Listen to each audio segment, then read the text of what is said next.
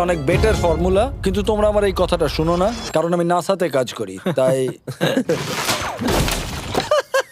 ঠিক আছে, আমার একটু ঘুম পাচ্ছে, আমি বোটে চলে যাচ্ছি। তাই আমরা ফ্লেয়ার লঞ্চ করলাম বোটকে ডাকবার জন্য, যেটা ছিল দারুণ।